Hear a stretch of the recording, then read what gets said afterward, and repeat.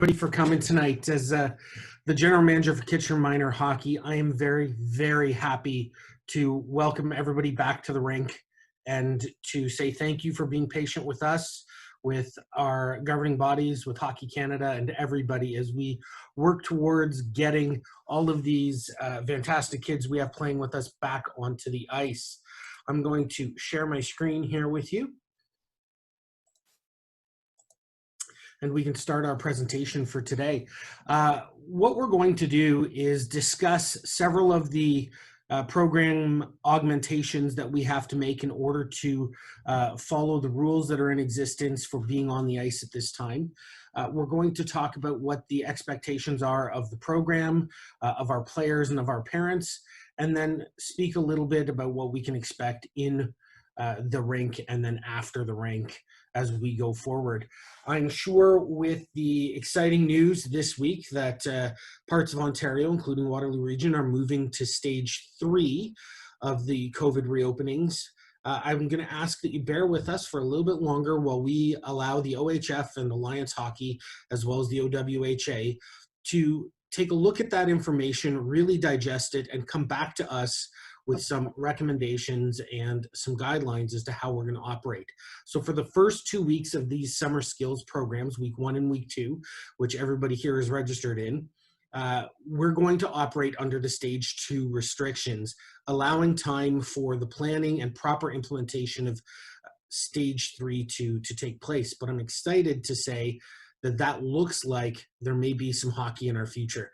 It might not look exactly like we thought, but it'll be more than practicing is our hope.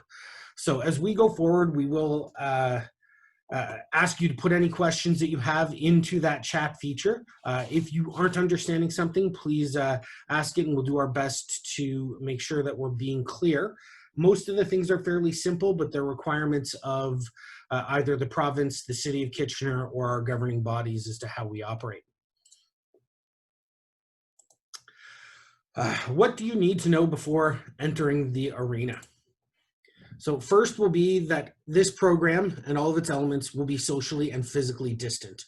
There will be no battle drills, and these drills are designed to keep the participants 6 feet apart on the ice.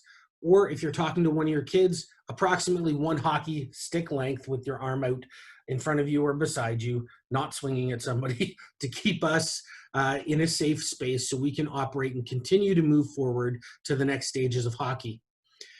We're going to ask that players, or actually mandate the players not cross age and skill categories as we go forward. So we asked most people to register, if not all people, into the age and skill category they played at last year. We did remove some people who had not followed those directions in order to create cohorts. This is going to allow us to do the contact tracing that we need to should there be a case of infection within Kitchener Minor Hockey during this time period. And this becomes very important that we are operating in a very specific manner as requested by public health. So that being said, it's going to allow us to move to the next stage. And that becomes really important as we want to create even bigger cohorts or leagues for us to play in during stage 3. We want to assure you that our coaches and instructors will also remain socially distant from your players at this time, standing a safe 6-foot distance away from them. Parents, unfortunately, there will be no spectators in the rinks. We have to, at this time, say that won't be allowed.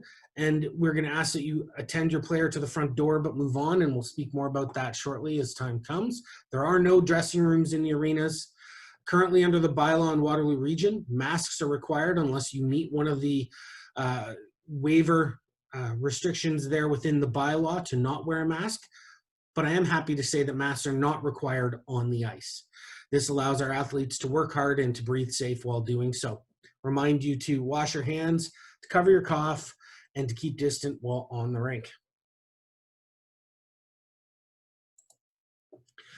For the players, we want to make sure that we are understanding they'll be dropped off no earlier than 10 minutes before their scheduled ice time. Okay, this isn't going to be the way it has been for many years where players arrive to the rink, get accustomed to it. Unfortunately, the wayfinding is not there to keep people socially and physically distant. So we're asking they only come 10 minutes before. They're going to check in with the staff, and you'll see that on a short video we're going to ask that you share with your players later that we will post on our website. Players must be picked up no later than 10 minutes after their program hour is reached.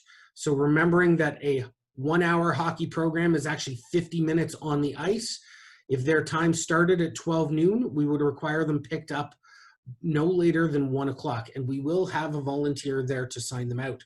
This becomes really important as we need 5 minutes for the city staff to disinfect areas and move with the next group coming in 10 minutes before their ice time. All participants will be asked to complete a daily health screening questionnaire. This is a requirement of the province that we track these things. It must be submitted 4 hours before your program start time, unless your ice time is before 10 a.m., in which case we would ask that you complete the questionnaire after 6 p.m. the night before. If you have not completed the form, your player will not be allowed in until you've done so. It will be an electronic form that you can access from your phone, and we will be emailing that to you. So we hope that we can make this a successful experience. If you happen to come to the door and forgot, we will want to get your player on the ice, but we're going to ask that you complete that form first. We'll encourage safe programming for your players by ensuring that all staff have also completed that. And that includes our office staff on a daily basis so that we can be contact tracing as well.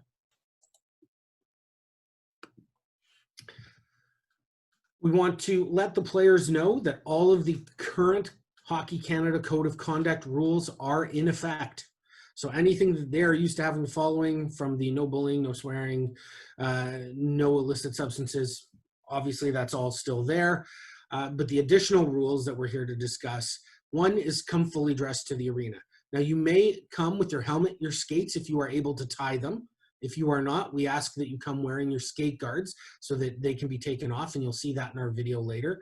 And as well as your gloves. The helmet, skates, and gloves can be in your hockey bag.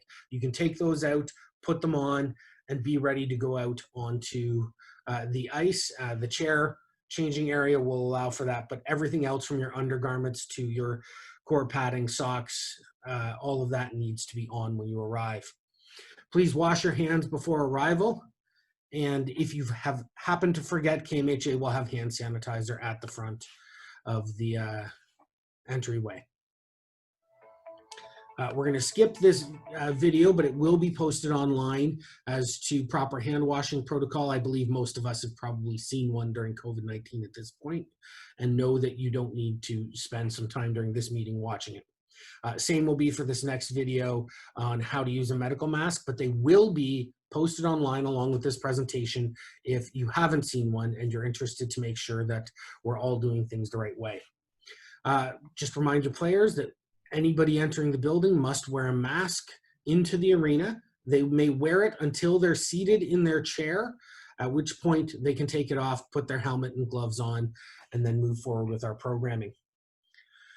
Players are expected to stay 1 hockey stick length away from all players, instructors, city staff.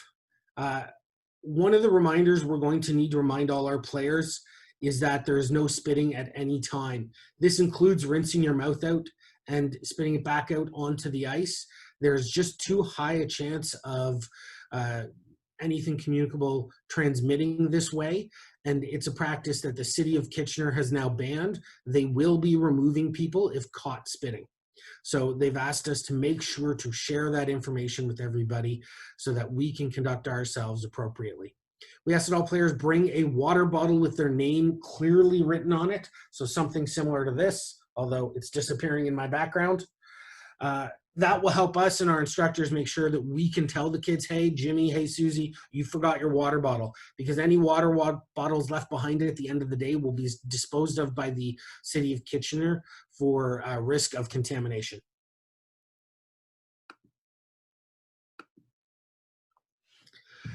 Now, if you're at home and you're starting to feel sick, we're going to ask that you stay home. This is really important. This is a way for us to keep each other safe. and become something that I know we're not going to necessarily want to do. Our players are going to want to come to hockey. I know my own kids will want to come to hockey, but we need to stress to them to keep our teammates, to keep our friends safe. If we're not feeling well, we need to self-identify. And the process will work like this. According to the Hockey Canada flow charts you see in the graphs, you're going to notify us that you're not feeling well. We're going to ask you to reach out to your family doctor, thereby getting a diagnosis and getting a letter to either return to hockey or further direction as to what to do.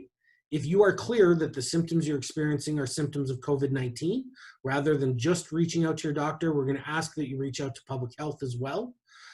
And note that public health will take care of all communication with individuals who are believed to have been in contact with somebody that becomes diagnosed with COVID-19. So it will not be KMHA reaching out to you to say somebody has been diagnosed with COVID-19 unless we're directed by public health. They will take the risk factors into consideration and communicate that. And we have sought that direction through public health to make sure we're taking the best approach possible that we can. I just wanted to quickly review some common symptoms of COVID-19. Fever, dry cough, and shortness of breath are the most common and probably key indicators. Other less common ones, but also in conjunction with other issues, could be runny nose, aches and pains, sore throat, diarrhea, conjunctivitis, which is that eye schmutz, headache, loss of taste or smell, a skin rash, or discoloration of your finger and toes. They can develop into more serious symptoms such as difficulty breathing, chest pain or pressure, and a loss of speech or movement. If you have any of those, please immediately seek medical care. On average, it takes 5 to 6 days from exposure to show signs of COVID-19, but may take up to 14 where you are asymptomatic. Further expectations of our players is that there will be nobody loitering in the hallways, hanging out, just talking or waiting for friends to catch up. We need to move promptly from place to place. So from the front entrance to our chair, from the ice to our chair, or from our chairs to the ice or to the exit. They can speak with their friends at a 6-foot distance and can communicate, but we want to remind them that they need to keep moving so everybody can move through the facility. Anybody on alumni, it will be very clear where the exit will be for our players, and you'll see that in our video. And you'll be able to pick them up to the left side of the boxing club if you're looking at the Activa building, and the door there is door number 5. So it will be very clear. But for anybody on PJD, they'll actually be having their chairs located on Alumni Arena just by the door into PJD. And they will come back to those chairs when they're done, and then they'll be walked out as a group, staying 6 feet apart with their hockey sticks. And once they're outside, a volunteer will line them up and check them off as they're picked up. Expectations of our parents. First and foremost is if there are any members of your family who are very sick or identify with COVID, we ask that you keep your participant home and follow proper self-isolation protocols. This becomes really important for all of us being a team to keep one another safe. The same protocol flow charts that we showed earlier will be what we follow, and the player will require a doctor's note to return. Just a reminder, parents are not allowed into the arena, just to the front door with their player. We're hoping that we can change that as we move forward through stage 3. But at this time, these are the safest practices, allowing people to move about the arena. If there is an emergency and your player needs to get in contact with somebody, or you need to reach out to them, please call the hockey office. The phone number is provided here. It's also on our website, as is my personal cell. So if you need to get a hold of us, reach out to us, including myself, and we will help either bring your player outside to you or get your player to reach out and contact you. We know that these things could be important, and we want to make sure we're treating them with the respect they deserve. If you could also remember daily to complete that health questionnaire for your player, it will be very important for us to adhere to our contact tracing requirements under the current Emergency Act. What do we need to know at the rink? So at the rink, we are going to ask that we have one volunteer for each hour, and that it's the same volunteer for the week come forward. We have several for week 1, but we still need more. So if that's something you're interested in doing, benefit is you do get to see what your kid's doing on the ice, but we need one for each hour. And your real job is to assist us with being adhering to the Hockey Canada 2 people in 1 location rule. And that way we can have the maximum amount of kids participating in the program. And with that, their only other duty will be to check players off, or at the request of the on-ice instructor, get one of the KMHA staff from the office to come assist if there are any issues that another player needs to come off the ice and be helped with. We also ask that you drop your child off at the front door and that you pick them up at door number 5 or door number 16 behind Activa if you were on PJD. Players, the reminder is, again, to stay 6 feet away, to listen to the off-ice volunteer or the on-ice instructor and follow their directions. We hope that they want to work hard, improve their hockey skills, and have a great time. This quick little video will demonstrate what it would be like for your player once they get to the rink. Just really quickly before it starts, there may be some cases where the video will run a little slow due to your internet. We apologize if that is unclear. We will also post this video to our website. There is one spelling error we caught today, and it will be corrected once before it gets posted to the website. Welcome back to hockey. Kitchener Minor Hockey missed you, and we're pleased to have everybody back, and in a safe and socially distant fashion.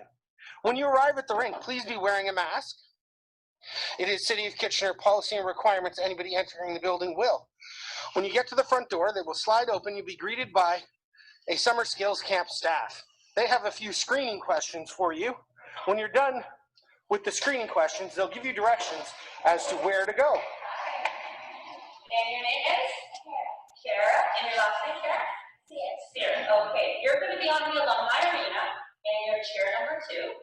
So you're going to go down the hall, and then you're going to turn left when you go through the double doors.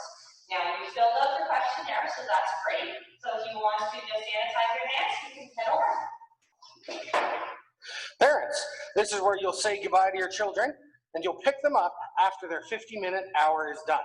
Bye, Kara. Bye. Players will proceed into the arena for both pads through the center corridor and into alumni arena. Once on the ice pad, you will divide by going left to remain on alumni and turning right to go to PJD.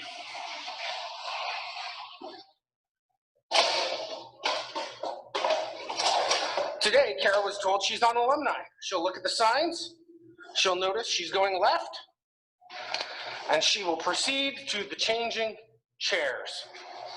Here, she can remove her skate guards. Kara was assigned number 2, so she will sit in that chair. Place her hockey bag squarely between her feet, where it's inaccessible to others. She'll open her hockey bag to remove her equipment. This is where Kara can remove her mask.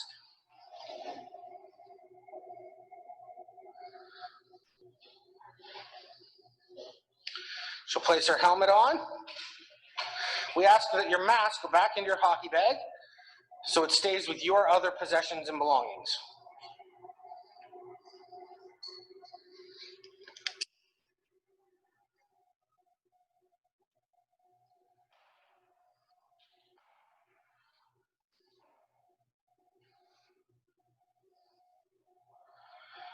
Once she has her gloves on, she'll remove her skate guards. Once you have taken off your skate guards, grab your stick and your water bottle and make your way to the ice.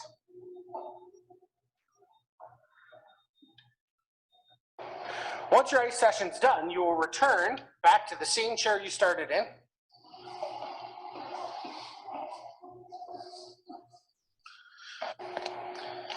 Once in your chair, remove your equipment, and an instructor will call you when you're ready to proceed to the exit door. Parents can pick you up here.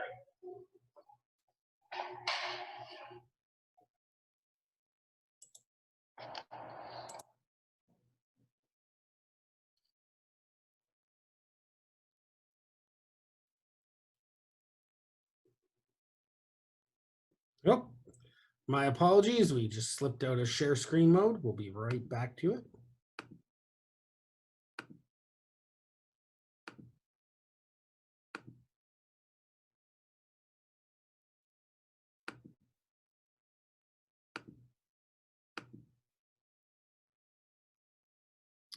Should a player become ill while at the program, please note and let them know that one of the staff will accompany them to an isolation room, likely the first aid room at Activa, although the city may direct us to somewhere different or a different room if there are two people who happen to feel sick at the same time. We're going to request that when that happens, they put their mask back on immediately, and anybody in contact with them will absolutely be wearing a mask. We will contact a player, parent, or guardian and have them picked up, and then we would enact the same protocol. We want to assure you of your privacy as well during this time period. At no point will Kitchener Minor Hockey share your name, even if we are required to share that somebody has been diagnosed with a case of COVID-19. And it would be my hope that public health will notify you or direct us to notify you that a case has been there. That is at the direction of public health. What we will also assure you is that we will respect your privacy as we go forward. You can also see that if somebody has been diagnosed, the flow chart from Hockey Canada identifying the removal of anybody in that person's family from hockey until cleared by public health to return. And those are fairly standard rules across sport right at this moment. Just some friendly reminders on hygiene during COVID-19, how to wash your hands, avoid contact with people, and the same things we've discussed around sneezing or avoiding touching your face, and the cleaning that needs to be done by the City of Kitchener through high contact spaces and areas. What do you need to do after the rink? So we're going to ask that at the direction of the Chief Medical Officer of Hockey Canada, that you wash your equipment daily, including socks, jerseys, your underlayers, and any pads that can go into the washing machine. This makes sure that any contaminants on that equipment is taken care of and cleaned and not in your house. We ask that you air dry any equipment daily that isn't machine washable. We also ask that you wash your water bottle. And if you have any concerns with the programming that your child's participated on during the day, please reach out to myself, the general manager at gm@kitchenerminorhockey.com, and we will be happy to address those concerns and do what we can to rectify any situations.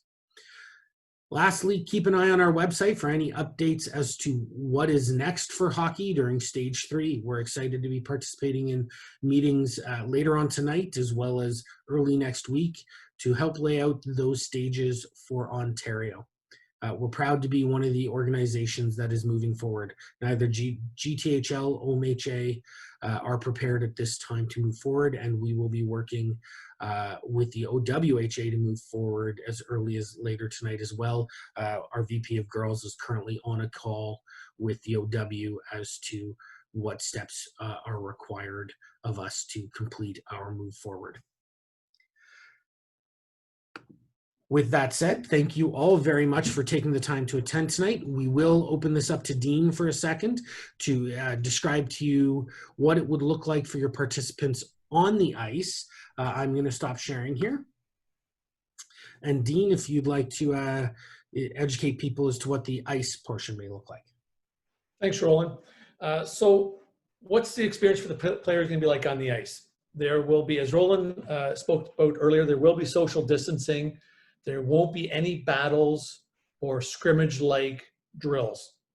So it will be different for many, as it won't be like a normal team practice that they're used to. So with only 9 skaters on the ice, there's not going to be line rushes or systems or structure in that manner from a system side that a team would normally do in practice.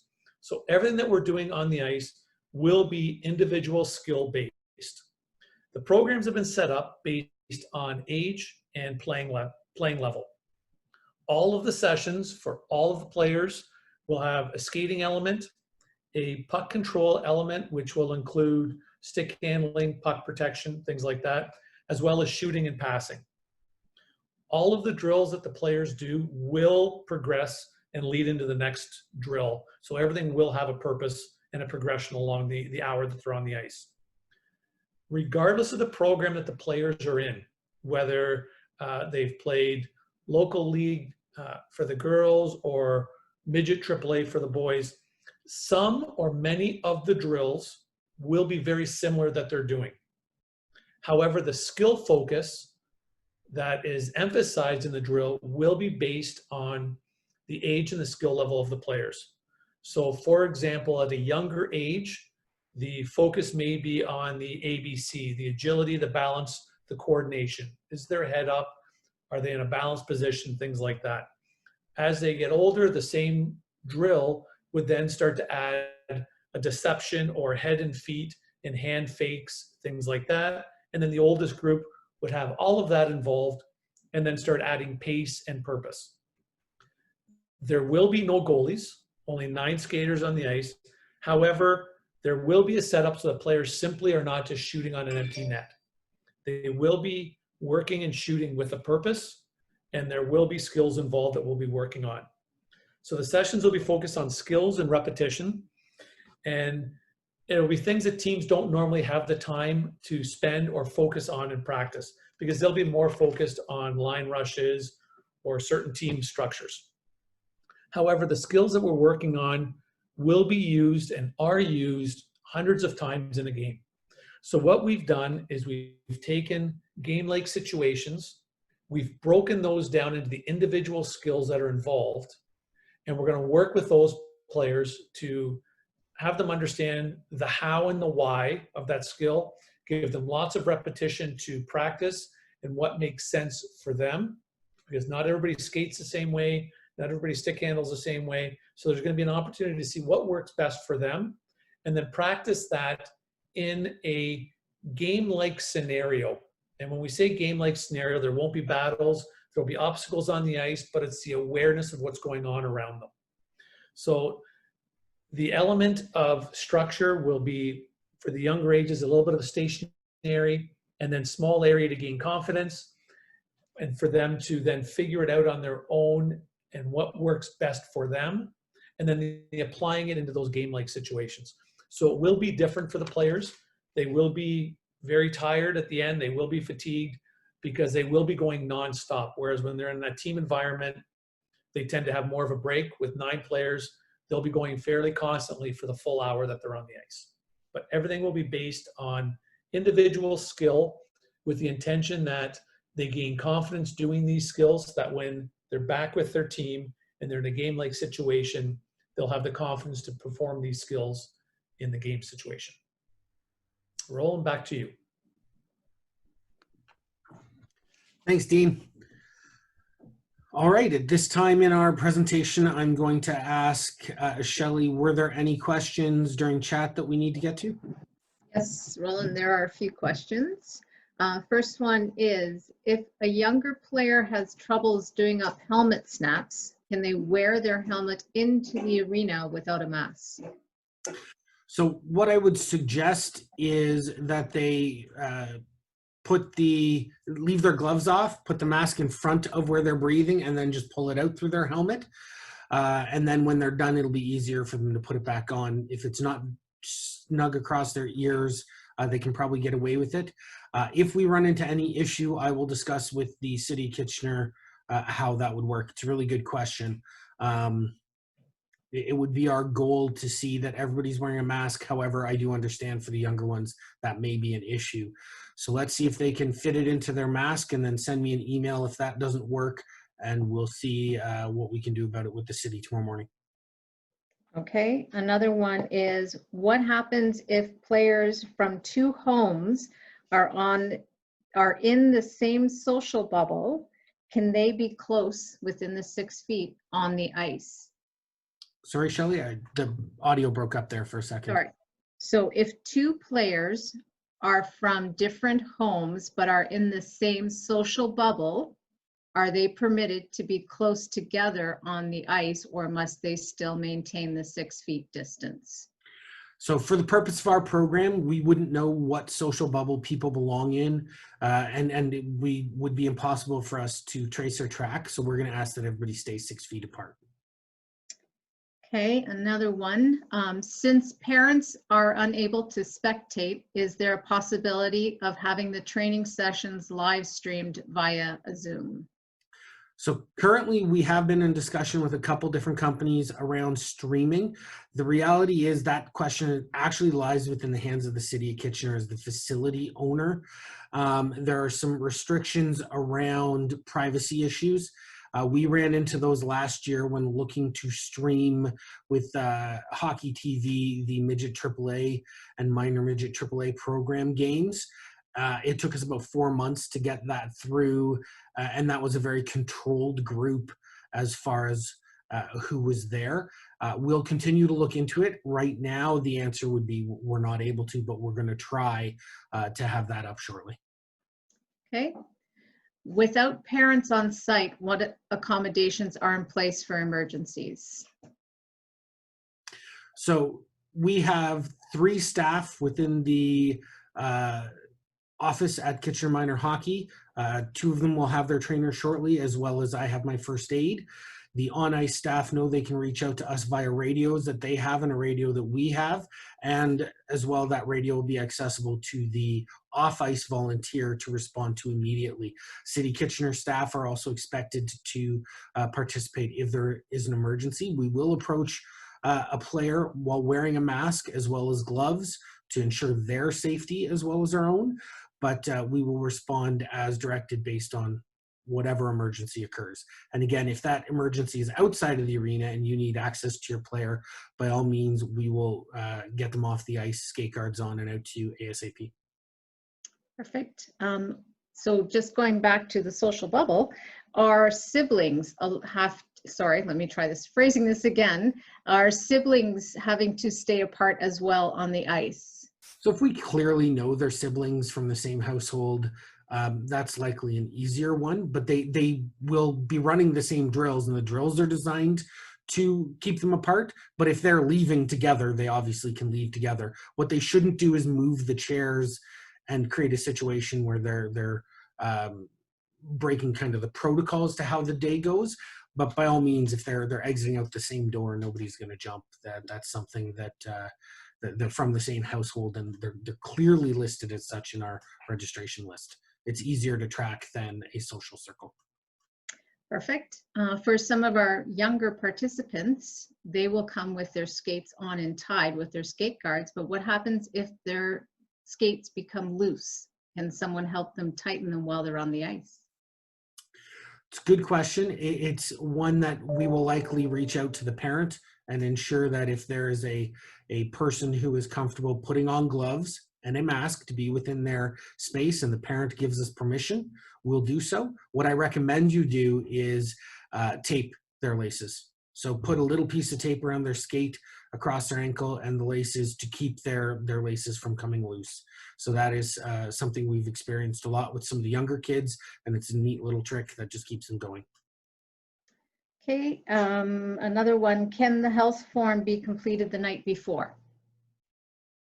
For anybody prior to 10 a.m., yes. For anybody who is after 10 a.m., we'd like it filled out the day of, because symptoms can occur overnight, and we want to ensure that the information we have is relevant and timely. Okay, and one more. Someone has asked the reasoning behind parents not being allowed to be in the facility if they stay the 6 feet or more distance. Currently, Sorry. stands during stage 2 were closed, so we couldn't use any of the bleachers or the seating on PJD, for example. And the wayfinding to move players throughout the arena otherwise becomes far more difficult. And then lastly, we would need to actually provide another volunteer to stand there and watch the parents to ensure that they were staying 6 feet apart. And we felt that our effort should be on the kids, not on monitoring parents, which we would have been required to be responsible for. Okay, at this point, Roland, that was the last question that I show. If anyone has anything else, let's put it in chat before we finish it up.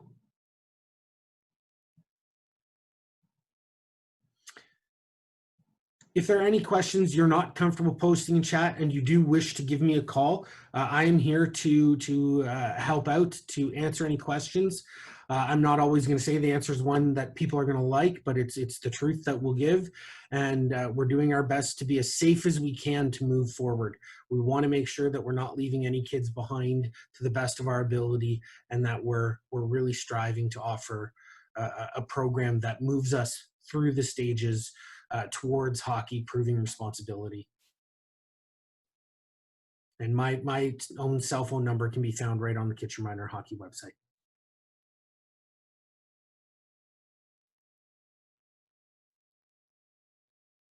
So that looks like that's about it. Thank you all very much for attending. If that's all, we're going to say thank you. Have yourself a great night, and I look forward to seeing everybody at the arena next week. A copy of this presentation will be posted to our website.